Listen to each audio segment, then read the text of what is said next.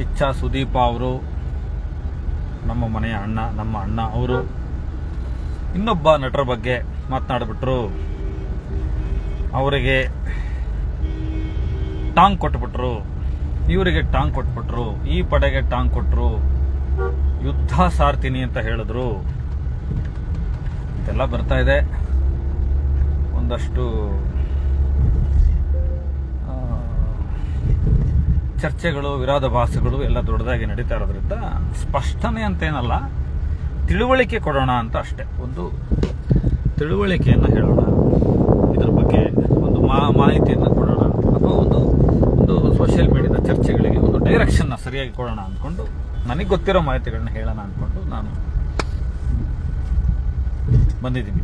ವಿಷಯ ಏನಂದರೆ, ಹೌದು, ಒಂದು ಪಡೆ ಇದೆ, ಅದು ಪ್ರತಿ ಕನ್ನಡ ಅಥವಾ ಭಾರತೀಯ ಚಿತ್ರರಂಗದ ಪ್ರಮುಖವಾದ ಸಿನಿಮಾಗಳು ಬಿಡುಗಡೆಯಾದಾಗ ಆ ಸಿನಿಮಾಗಳನ್ನು ನಾಶ ಮಾಡೋದಕ್ಕೆ ತುಂಬ ಪ್ರಯತ್ನ ಪಡುತ್ತೆ.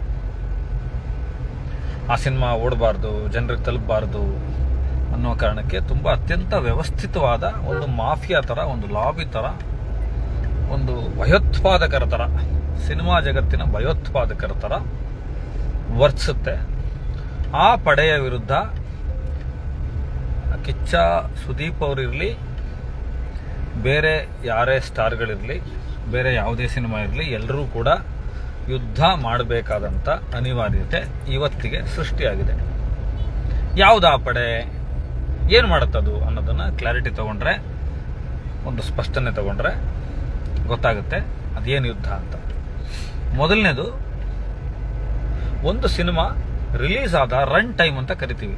6 ಗಂಟೆಗೆ ಫ್ಯಾನ್ ಶೋ ಶುರುವಾಯಿತು, ವಿಶೇಷ ಪ್ರದರ್ಶನ ಶುರುವಾದರೆ ಆ ಸಿನಿಮಾ, ಈಗ ನಮ್ಮದು ಸಿನಿಮಾ 2 ಗಂಟೆ 29 ನಿಮಿಷ 28 ನಿಮಿಷ ಕ್ಲಾಕ್ ಆಗಿದೆ ಅಂತ ಇಟ್ಕೊಳ್ಳಿ, ಮ್ಯಾಕ್ಸ್, ಮಾರ್ಕ್ ಅಥವಾ ಯಾವುದೇ ಸಿನಿಮಾ.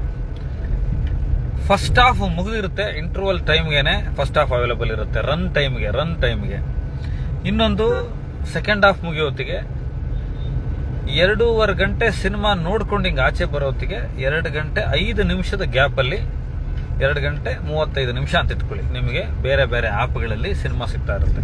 ಇದನ್ನು ತುಂಬ ಸಿಂಪಲ್ ಆಗಿ ಪೈರಸಿ ಅಂತ ಕರೆದುಬಿಟ್ಟು ನಾವು ಕೈ ಬಿಡ್ತಾ ಇದ್ದೀವಿ. ಇದಕ್ಕೆ ತುಂಬ ಗಂಭೀರವಾಗಿ ಕೆಲಸ ಮಾಡುವಂಥ ಒಂದು 22ರಿಂದ 23 ಆ್ಯಪ್ಗಳು ಇವತ್ತು ಸಿಗುತ್ತೆ. ನಾನು ಆ ಆ್ಯಪ್ಗಳ ಬಗ್ಗೆ ಹೇಳಕ್ಕೆ ಹೋಗಲ್ಲ, ಆ ಆ್ಯಪ್ಗಳ ಬಗ್ಗೆ ಹೇಳ್ತಾ ಅವರನ್ನು ನಾನು ಪ್ರಮೋಟ್ ಮಾಡಲ್ಲ. 22ರಿಂದ 23 ಆ್ಯಪ್ಗಳು ನಿಮಗೆ ಕ್ಷಣ ಮಾತ್ರದಲ್ಲಿ ಸಿನಿಮಾ ಕೊಡ್ತವೆ.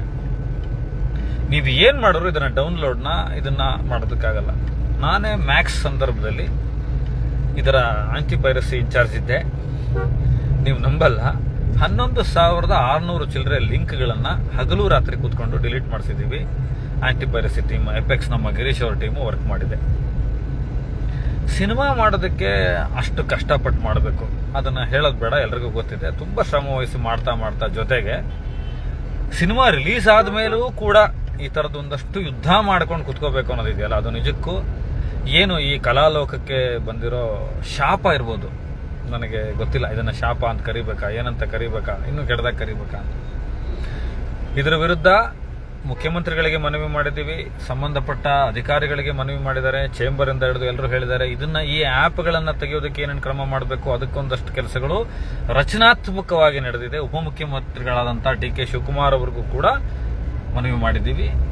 ಸಂಬಂಧಪಟ್ಟ ಸೈಬರ್ ಕ್ರೈಮ್ ಇರ್ಬೋದು, ಬೇರೆ ಹ್ಯಾಕರ್ಸ್ಗಳು, ಎಥಿಕಲ್ ಹ್ಯಾಕರ್ಸ್ ಅಂತ ಏನು ಕರೀತಾರೆ, ಅವ್ರು ಹೇಳಿದ್ವಿ. ಇದೆಲ್ಲ ನಾನು ಮಾತಾಡೋದು ಸ್ವಲ್ಪ ಗಂಭೀರವಾದಂಥ ವಿಷಯ ಆಗಿರುತ್ತೆ, ಸ್ವಲ್ಪ ಸೆನ್ಸಿಬಲ್ ಆಗಿ ಯೋಚನೆ ಮಾಡೋದು ಅರ್ಥ ಆಗುತ್ತೆ. ನಾನು ಬೇರೆಯವ್ರ ಥರ ಬೆಂಕಿ ಹಾಕೋದಕ್ಕೆ ಮಾತಾಡಲ್ಲ, ಅದು ನನ್ನ ಕೆಲಸ ಅಲ್ಲ, ಅದು ನನ್ನ ವೃತ್ತಿ ಧರ್ಮ, ನನ್ನ ಗುಣಧರ್ಮ ಅಲ್ಲ.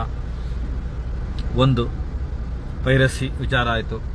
ಯಾರು ಮಾಡ್ತಾರೆ ಇದನ್ನು? ಎಲ್ಲ ಅವರವರ, ಈಗ ನಮ್ಮ ಕಿಚ್ಚ ಸುದೀಪ್ ಅವ್ರ ಫ್ಯಾನ್ಸ್ಗಳಿರಲಿ, ಅವ್ರು ಏನು ಮಾಡ್ತಾರೆ, ಬಾದ್ಶಾ, ಅಭಿನಯ ಚಕ್ರವರ್ತಿ, ಕಿಚ್ಚ ಸುದೀಪ ಅಂತ ಬರೋ ಟೈಟ್ಲ್ ಕಾರ್ಡನ್ನು ಶೇರ್ ಮಾಡ್ಕೊಳ್ತಾರೆ, ಅವ್ರ ಇಂಟ್ರೋನ ಶೇರ್ ಮಾಡ್ತಾರೆ.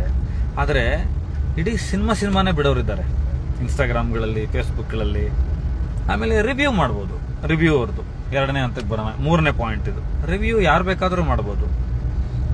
ಯಾರು ದುಡ್ಡು ಕೊಟ್ಟು ಟಿಕೆಟ್ ತಗೊಂಡು ಸಿನಿಮಾ ನೋಡಿರ್ತಾನೋ ಅವನಿಗೆ ಆ ಸಿನಿಮಾ ಬಗ್ಗೆ, ಆ ನಾಟಕದ ಬಗ್ಗೆ, ಆ ಸಂಗೀತದ ಬಗ್ಗೆ, ಆ ಕಲಾಕೃತಿಯ ಬಗ್ಗೆ ಮಾತನಾಡೋದಕ್ಕೆ ಎಲ್ಲ ಅರ್ಹತೆಗಳಿದೆ. ವಿಮರ್ಶೆ ಮಾಡೋವನು ಸಂಪೂರ್ಣ ಸ್ವತಂತ್ರ, ಜನಾದೇಶದ ಸುಪ್ರೀಂ ಕೋರ್ಟ್ ಅವನು. ಆದರೆ ಈ ರಿವ್ಯೂ ಅನ್ನೋ ಹೆಸರಲ್ಲಿ ಒಂದು ಸಿನಿಮಾನ ನಾಶ ಮಾಡೋದಕ್ಕಂತಾನೆ ಒಂದಷ್ಟು ಜನ ಉಟ್ಕೊಂಡಿರ್ತಾರೆ. ಯಾರು ಬೇಕಾದ್ರೂ ರಿವ್ಯೂ ಮಾಡ್ಬೋದು. ಇವತ್ತು ಯೂಟ್ಯೂಬರ್ಸ್ ಮಾಡ್ಬೋದು, ಡಿಜಿಟಲ್ ಅವ್ರು ಮಾಡ್ಬೋದು, ಸೋಷಿಯಲ್ ಮೀಡಿಯಾದಲ್ಲಿ ಮಾಡ್ಬೋದು, ಫೇಸ್ಬುಕ್ಕಲ್ಲಿ ಮಾಡ್ಬೋದು.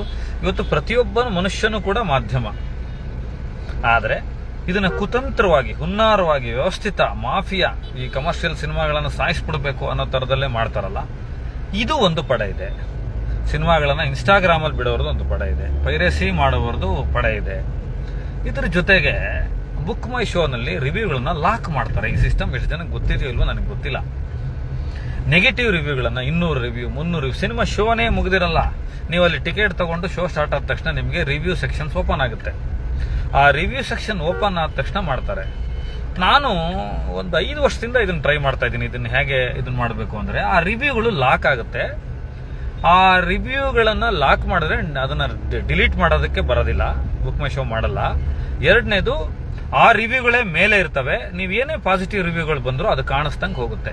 ಯಾಕೆ ಪಾಸಿಟಿವ್ ರಿವ್ಯೂಗಳು ಬುಕ್ ಮೈ ಶೋನಲ್ಲಿ ಕಾಣೆಯಾಗುತ್ತವೆ? ಒಂದು ಉದಾಹರಣೆ ಕೊಡ್ತೀನಿ ನಿಮಗೆ. ನಮ್ಮ ಮಾರ್ಕ್ ಸಿನಿಮಾ ಬುಕ್ ಮೈ ಶೋ ಓಪನ್ ಆದಾಗ ಇದು ಒಂದು ದಾಖಲೆ. ಇದನ್ನ ಎಷ್ಟು ಜನ ಪಾಸಿಟಿವ್ ಆಗಿರೋ ವಿಷಯಗಳನ್ನು ನೋಡೋದಕ್ಕೆ ಬರುತ್ತೋ ಗೊತ್ತಿಲ್ಲ. 3 ನಿಮಿಷದಿಂದ 5 ನಿಮಿಷದ ಒಳಗಡೆ 45 ಸೆಂಟರ್ಗಳಲ್ಲಿ, 45 ಥಿಯೇಟರ್ಗಳಲ್ಲಿ ಹೌಸ್ಫುಲ್ ಆಗುತ್ತೆ. ಅದೇ ಹೌಸ್ಫುಲ್ ಆಗಿರೋ ಸಿನಿಮಾಗಳ ಥಿಯೇಟರ್ಗಳ ನಕಲಿ ಬುಕ್ ಮೈ ಶೋ ಇದನ್ನ ಸ್ಕ್ರೀನ್ ಶಾಟ್ ಕ್ರಿಯೇಟ್ ಮಾಡ್ತಾರೆ. ಈ ಥಿಯೇಟರ್ಗಳೆಲ್ಲ ಖಾಲಿ ಹೊಡಿತಾ ಇದೆ ಅಂತ ಹೇಳ್ತಾರೆ. ಇದನ್ನ ಕುಚೋದ್ಯ ಅಂತಿರೋ, ವಿಕೃತಿ ಅಂತಿರೋ, ಇದು ಬುಕ್ ಮೈ ಶೋ ಹೆಸರಲ್ಲಿ ಒಂದು ಲಾಬಿ. ಸೊ ಆಮೇಲೆ ಥಿಯೇಟರ್ಗಳ ಎದುರುಗಡೆ ಬಂದ್ರೆ ಒಂದು ಒಳ್ಳೆ ವಾತಾವರಣ ಇರಬೇಕು, ಒಂದು ಹಬ್ಬದ ವಾತಾವರಣ ಇರಬೇಕು. ಅವರ ಅಭಿಮಾನಿಗಳು, ಪ್ರೇಕ್ಷಕರು ಬಂದು ನೋಡಬೇಕು. ಅಭಿಮಾನಿಗಳು ನೋಡೋದು ಮೊದಲನೇ ಹಂತ. ಎರಡನೇದು, ಎಲ್ಲಾ ವರ್ಗದ ಜನ ನೋಡಿದಾಗ ಮಾತ್ರ ಸಿನಿಮಾ ಗೆಲ್ಲೋದು. ಶರ್ಟ್ ಹರ್ಕೊಳ್ಳೋದು, ಇನ್ನೊಬ್ರು ಯಾವುದೋ ನಟರು ದಿವಂಗತರಾಗಿದ್ರೆ ಅವ್ರು ಇಲ್ಲದೆ ಹೋದ್ರೆ ಅವ್ರ ಬಗ್ಗೆ ಮಾತಾಡೋದು, ಅವ್ರ ಹೆಂಡತಿ ಮಕ್ಕಳ ಬಗ್ಗೆ ಮಾತಾಡೋದು, ಯಾರಿಗೋ ಚಾಲೆಂಜ್ ಬಗ್ಗೆ ಮಾತಾಡೋದು, ಇನ್ನೇನೋ ಮಾತಾಡೋದು, ಒಂದು ಅಸಹ್ಯವಾಗಿ ನಡ್ಕೊಳ್ಳೋದು ಥಿಯೇಟರ್ ಮುಂದೆ. ಇದನ್ನೆಲ್ಲ ಮಾಡಿದ್ರೆ ಯಾರು ಬರ್ತಾರೆ ಥಿಯೇಟರ್ಗೆ? ಥಿಯೇಟರ್ ಡ್ರೈವ್ ಅನ್ನೋದು ಒಂದು ಅದ್ಭುತವಾದ ಇದು. ಥಿಯೇಟರ್ ಅನ್ನೋದು ಒಂದು ದೇವಸ್ಥಾನ ಇದ್ದಂಗೆ. ಜಾತಿ ಧರ್ಮ ಭೇದಗಳನ್ನೆಲ್ಲ ಮರೆತು, ಬಡವ ಶ್ರೀಮಂತ ಮರೆತು ಅಲ್ಲಿ ಬಂದು ಕೂತ್ಕೊಂಡು ಮನುಷ್ಯನ ಜೊತೆ ಸೇರೋದಕ್ಕಿರೋದು ಥಿಯೇಟರು, ದೇವಸ್ಥಾನ, ಹಬ್ಬಗಳು, ಒಂದಷ್ಟು ವಿಚಾರಗಳು ಮಾತ್ರ ಇವತ್ತಿನ ಆಧುನಿಕ ಕಾಲಘಟ್ಟದಲ್ಲಿ ಮನುಷ್ಯನನ್ನ ಒಂದ್ ಕಡೆ ಸೇರಿಸೋದಕ್ಕೆ ಜಾಗಗಳಿದೆ. ಅದನ್ನು ಇಲ್ದಂಗೆ ಮಾಡ್ಬಿಡ್ಬೇಡಿ. ಏನಾಯ್ತು, ಕೆಲವು ಸಿನಿಮಾಗಳು ರಿಲೀಸ್ ಆದಾಗ ಅಸಹ್ಯವಾಗಿ ನಡ್ಕೊಂತಾರೆ ಥಿಯೇಟರ್ಗಳ ಎದುರುಗಡೆ. ನೀವು ಆರಾಧಿಸೋರ್ನ, ನೀವು ಅಭಿಮಾನಿಸೋರ್ನ ಪ್ರೀತಿಸಿ ತಪ್ಪಿಲ್ಲ. ಅದಕ್ಕೆ ಯಾಕಪ್ಪ ಇನ್ನೊಬ್ರು ಹೆಂಡತಿ ಮಕ್ಕಳ ಸರಿಗೆ ಕೈ ಹಾಕ್ತೀರಿ? ಇದನ್ನ ಅಸಹ್ಯ ಅನ್ಬೇಕಾ, ಏನನ್ಬೇಕು? ಸೊ ಈ ತರದ್ದೆಲ್ಲಾ ಪಡೆಗಳ ವಿರುದ್ಧ, ಈ ತರದ್ದೆಲ್ಲ ಕುಚೋದ್ಯದ ವಿರುದ್ಧ ಮಾರ್ಕ್ ಸಿನಿಮಾ ತಂಡ, ಅದರ ಅಧಿನಾಯಕ ಕಿಚ್ಚ ಸುದೀಪ ಅವರು ಒಂದು ಯುದ್ಧ ಮಾಡ್ತೀನಿ ಅಂತ ಹೇಳಿದ್ದಾರೆ. ತಪ್ಪ? ಕುಂಬಳಕಾಯಿ ಕಳ್ಳ ಅಂದ್ರೆ ಹೆಗಲು ಮುಟ್ಕೋಬೇಕು. ನೀವು ಬೇರೆದ್ನೆಲ್ಲ ಮುಟ್ಕೊಂಡ್ಬಿಟ್ರೆ ಏನ್ ಮಾಡೋದು ನಾವು? ಇದನ್ನ ಎಲ್ಲಾ ಸಿನಿಮಾದವರು ಫೇಸ್ ಮಾಡಬೇಕು. ಇದು ಎಲ್ಲರೂ ಯೋಚನೆ ಮಾಡಬೇಕು. ಇದು ಎಲ್ರಿಗೂ ಇರತಕ್ಕಂಥ ಸವಾಲು. 45 ಅವ್ರಿಗಿರುವಂಥ ಸವಾಲು, ಮಾರ್ಕಿಗಿರುವಂಥ ಸವಾಲು, ಬೇರೆ ಸಿನಿಮಾಗಳಿಗಿರ್ತಕ್ಕಂಥ ಸವಾಲು, ಡೆವಿಲ್ ಸಿನಿಮಾ ತಂಡಕ್ಕಿರ್ತಕ್ಕಂಥ ಸವಾಲು ಕೂಡ ಅದೇ. ಡೆವಿಲ್ನವರು ಹೇಳ್ಕೊಂಡಿದ್ದಾರೆ 9551 ಚಿಲ್ಲರೆ ನಾವು ಪೈರಸಿ ಲಿಂಕ್ಗಳನ್ನು ತೆಗೆದ್ವಿ ಅಂತ ಅಲ್ವಾ? ಪೈರಸಿಯನ್ನ ಏನು ನಾನು ಇಷ್ಟು ತನಕ ಸಮಸ್ಯೆಗಳು ಹೇಳಿದ್ದೆ, ಇದನ್ನ ಯಾರು ಮಾಡಿದ್ರು ತಪ್ಪೆ. ಇದಕ್ಕೆ ಕಿಚ್ಚ ಸುದೀಪ್ ಅವ್ರು ಯಾವತ್ತಾದರೂ ತುಪ್ಪ ಸುರಿದಿದ್ದಾರ? ಫ್ಯಾನ್ಸ್ಗಳಿಗೆ ಇನ್ನೂ ಬುದ್ಧಿ ಹೇಳಿದ್ದಾರೆ, ಒಳ್ಳೇದಾಗಿ ನಡ್ಕೊಳ್ಳಿ ಅಂತ. ನೀವು ಕೆಟ್ಟದಾಗಿ ಒಂದು ಕಡೆ ಕಮೆಂಟ್ ಮಾಡೋದು, ಕೆಟ್ಟದಾಗಿ ಟ್ರೋಲ್ ಮಾಡೋದು, ಅಸಹ್ಯವಾಗಿ ವಿಕೃತವಾಗಿ ನಡ್ಕೊಳ್ಳೋದು, ಇದೆಲ್ಲ ಮಾಡಿಬಿಟ್ಟು ಕೊನೆಗೊಂದಿನ ನಿಮ್ಮ ಮನೆಯ ಪೋಷಕರು, ನಿಮ್ಮ ತಂದೆ ತಾಯಿಗಳು ರೋಡಿಗಿಳಿದು ನನ್ನ ಮಕ್ಕಳನ್ನ ಜೈಲಿಂದ ಬಿಡಿಸಿ, ಪೊಲೀಸ್ ಸ್ಟೇಷನ್ನಿಂದ ಬಿಡಿಸಿ ಅಂತ ಹೇಳೋದು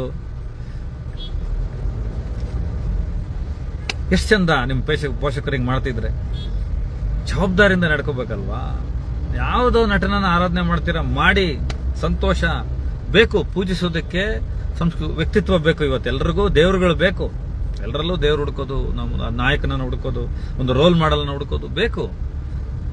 ಹಬ್ಬ ಮಾಡಿ, ಜಾತ್ರೆ ಮಾಡಿ, ಸಿನಿಮಾಗಳನ್ನು ಸಂಭ್ರಮಿಸಿ, ಅದರಲ್ಲಿರುವ ಕಂಟೆಂಟನ್ನು ಹೇಳಿ ಈ ಥರದೊಂದು ವಸ್ತು ವಿಷಯನ ನನ್ನ ಹೀರೋ ಮುಟ್ಟಿದ್ದಾನೆ ಅಂತ ಹೇಳಿ ಅದನ್ನು ಬಿಟ್ಟುಬಿಟ್ಟು ನಿಮ್ಮ ಬದುಕನ್ನು ಹಾಳು ಮಾಡಿಕೊಂಡು ಪೊಲೀಸ್ ಸ್ಟೇಷನ್ ಕೋರ್ಟ್ಗಳನ್ನು ಅಳ್ಕೊಂಡು ಕೇಸ್ಗಳಲ್ಲಿ ಜೈಲುಗಳಿಗೆ ಹೋಗಿ ನಿಮ್ಮ ವ್ಯವಸ್ಥೆನೇ ಚಿತ್ರಣನೇ ನೀವೇ ನಾಶ ಮಾಡಿಕೊಂಡು ಮಾಡುವವರ ವಿರುದ್ಧ ಒಂದು ಯುದ್ಧ ಆಗಬೇಕಲ್ವಾ? ಕಾನೂನಿನ ಯುದ್ಧ ಆಗಬೇಕು ಅಥವಾ ಸಾಂಸ್ಕೃತಿಕ ಯುದ್ಧ ಆಗಬೇಕು, ಯಾವ ಥರದಲ್ಲಾದ್ರೂ ಒಂದು ಪ್ರತಿರೋಧ ವ್ಯಕ್ತಪಡಿಸ್ಬೇಕಲ್ವಾ ಅಂತ ಹೇಳಿರೋದನ್ನು ಬಿಟ್ಟರೆ, ನಾನು ಬೆಳಗ್ಗೆಯಿಂದ ನಿನ್ನೆಯಿಂದ ನೋಡ್ತಾ ಇದ್ದೀನಿ, ಅದು ಆ ನಟರ ವಿರುದ್ಧ ಮಾತಾಡಿದ್ರಂತೆ, ಆ ನಟರ ಪತ್ನಿ ಮಾತಾಡಿದ್ರಂತೆ, ಇನ್ನೊಬ್ಬರು ಮಾತಾಡಿದ್ರಂತೆ. ಹೀಗೆ ತುಂಬ ಜವಾಬ್ದಾರಿ ಇರುವವರು ಬೆಂಕಿಯನ್ನು ಆರಿಸಿ ಅದನ್ನು ಬೆಳಕಾಗಿಸುವಂಥ ಕೆಲಸ ಮಾಡಬೇಕು. ನಾನಂತೂ ಆ ವೃತ್ತಿ ಧರ್ಮಕ್ಕೆ, ಮನೋಧರ್ಮಕ್ಕೆ ಸೇರಿದವನಲ್ಲ. ಬೆಂಕಿ ಹಚ್ಚಬಾರ್ದು. ಸೊ ಯಾವ ನಟರುಗಳ ನಡುವೆನೂ ಬೆಂಕಿ ಹಚ್ಚಬೇಡಿ. ಮಾರ್ಕ್ ಸಿನಿಮಾ ತಂಡ 45 ಸಿನಿಮಾ ತಂಡಕ್ಕೆ ಶುಭಾಶಯ ಕೋರಿದೆ ಅಧಿಕೃತ ವೇದಿಕೆಗಳ ಮೇಲೆ. ನಮ್ಮೆಲ್ಲರ ಪ್ರೀತಿಯ ಶಿವಣ್ಣ ಮಾರ್ಕಿ ಒಳ್ಳೇದಾಗ್ಲಿ ಅಂತ ಹೇಳಿದ್ದಾರೆ, ಉಪೇಂದ್ರ ಅವರು ಹೇಳಿದ್ದಾರೆ, ಅರ್ಜುನ್ ಜನ್ಯ, ಕಿಚ್ಚ ಸುದೀಪ್ ಅವರಿಗೆ ಸ್ವತಃ ತಮ್ಮ ಇದ್ದಾಗೆ.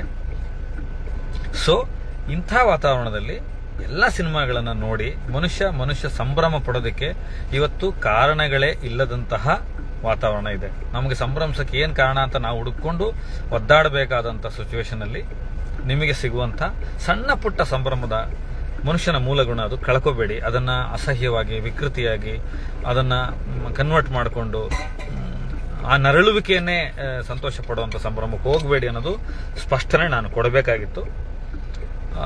25ಕ್ಕೆ ಸಿನಿಮಾ ರಿಲೀಸ್ ಆಗ್ತಾ ಇದೆ. ಭಾರತೀಯ ಚಿತ್ರರಂಗ ಇವತ್ತು ಹಲವಾರು ಸವಾಲುಗಳನ್ನು ತಾಂತ್ರಿಕವಾಗಿ ಮತ್ತು ನೈತಿಕವಾಗಿ, ಸಾಮಾಜಿಕವಾಗಿ ಎದುರಿಸ್ತಕ್ಕಂಥ ಸಂದರ್ಭದಲ್ಲಿ ಸಿನಿಮಾ ಅನ್ನೋದು ಕೂಡ ಒಂದು ಮಾಫಿಯಾ ಆಗೋಗ್ಬಿಟ್ಟಿದೆ. ಇವತ್ತು ಜನರ ತಲೆಗೆ ಯಾವ ವಿಷಯ ತುಂಬಬೇಕು, ಯಾವ ಐಡಿಯಾಲಜಿಯನ್ನು ತುಂಬಬೇಕು, ಅದನ್ನು ಹೇಗೆ ರಾಜಕೀಕರಣಗೊಳಿಸಬೇಕು ಅನ್ನೋದು ಕೂಡ ಈ ಸಂಸ್ಕೃತಿಯನ್ನು ದುರುಪಯೋಗ ಪಡಿಸ್ಕೊಳ್ತಕ್ಕಂಥ ರಾಜಕೀಯ ವ್ಯವಸ್ಥೆಯಲ್ಲಿ ಇದನ್ನು ಮಾಡ್ಕೊಳ್ಬೇಡಿ. ಸಿನಿಮಾ ಮಾಡಿ ತಂದು ಮಾಡೋದು ನಮ್ಮೆಲ್ಲರ ಶ್ರಮ, ಅದು ನಮ್ಮ ಆತ್ಮಸಂತೋಷಕ್ಕೆ, ನಮ್ಮ ದುಡಿಮೆಗೆ ಮಾಡ್ಕೊಳ್ಳೋದು. ಅದೇನು ಕಷ್ಟಪಟ್ಟಿವಿ ಅನ್ನೋದೇನು ಹಿರಿಮೆ ಏನಲ್ಲ, ಅದನ್ನು ನಾವು ಪಡಬೇಕು. ನಮ್ಮ ಕೆಲಸ ನಾವು ಮಾಡ್ತಾ ಇದೀವಿ ಅಷ್ಟೇ. ಇದನ್ನು ಮಾಡಿ ಇದನ್ನು ಫ್ಯಾನ್ ವಾರ್ ಅಂತಲೂ ಕರೆಯೋಕ್ಕಾಗಲ್ಲ, ತೊಂದರೆಗೀಡಾಗಬೇಡಿ ಅಂತ ಹೇಳೋದಕ್ಕೆ ನಾನು ಇವತ್ತು ಲೈವ್ ಬರಬೇಕಾಗಿತ್ತು. ಒಂದಷ್ಟು ಚಾನೆಲ್ಗಳಿಗೆ, ಬೆಳಗ್ಗೆಯಿಂದ ವಾಹಿನಿಗಳಿಗೆ ಮಾತನಾಡ್ತಾ ಇದ್ದೆ. ಈಗಲೂ ಕೂಡ ಅದನ್ನೇ ಹೇಳ್ತಾ ಇದ್ದೀನಿ. ಇದು ನಾನು ಹುಬ್ಬಳ್ಳಿಯ ವೇದಿಕೆಯಲ್ಲಿದ್ದೆ, ನಾನು ಕಣ್ಣು ಸಾಕ್ಷಿಯಾಗಿದ್ದೆ. ಇದೇ ಅರ್ಥೈಸುವಿಕೆಯಲ್ಲಿ ಕಿಚ್ಚ ಸುದೀಪ್ ಅವರು ಹೇಳಿದ್ದಾರೆ ಅಂತ ನಿಮಗೆ ಹೇಳೋದಕ್ಕೆ. ಇದು ಯಾರಿಗೋ ಭಯ ಪಡುವಂತಹ ಅಥವಾ ಇದಲ್ಲ, ಇದೊಂದು ನೈತಿಕತೆಯ ಪ್ರಶ್ನೆ. ಆ ಕಾರಣಕ್ಕೆ ಹೇಳ್ತಾ ಇದ್ದೀವಿ ಅಷ್ಟೇ. ನಮಸ್ಕಾರ. ಯಾರಿಗಾದ್ರೂ ಏನಾದ್ರು ಕೇಳದಿದ್ರೆ ಹೇಳ್ತೀನಿ. ಬೇಗ